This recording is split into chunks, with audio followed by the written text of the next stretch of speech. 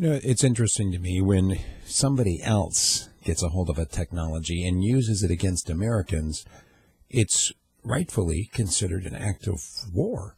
It's considered some kind of a terrorist incident. It is considered absolutely inconceivable that they would use a weapon like that.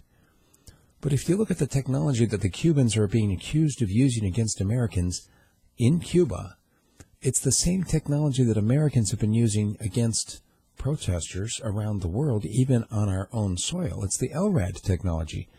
These, in some cases, non-audible, in some cases, extremely audible sound waves that are being used. And this is something to consider when you are reading about a new technology that's being deployed in the field, especially when we don't know all of its side effects, or God help us, when we do know the side effects and we choose to use these kinds of things anyway. Is it any surprise that people would end up finding a way to use it against us?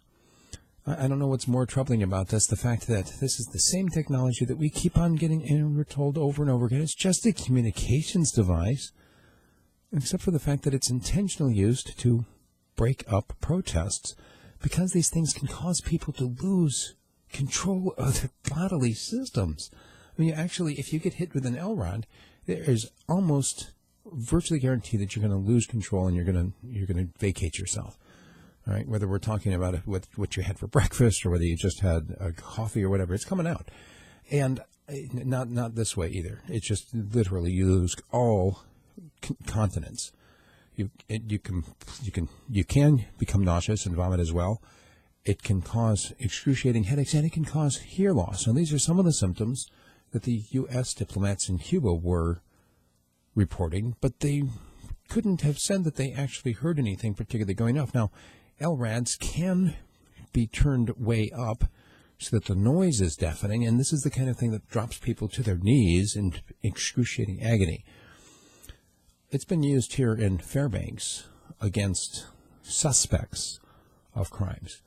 Now, if you went out and you used a fire hose on a suspect, or if you started shooting suspects, then people might say, oh, maybe that's a little bit of excessive force.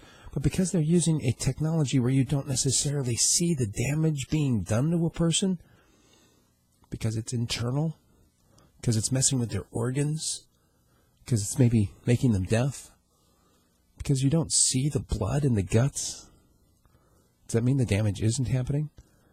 It's the kind of thing like landmines that I think ought not to be used at all, ever, against any other human being. And the fact that the Cubans used it on American diplomats, if it leads to a ban on that technology, well then, I'm okay with it. Engage me in the topic, please. Steve at radiofreespeech.com.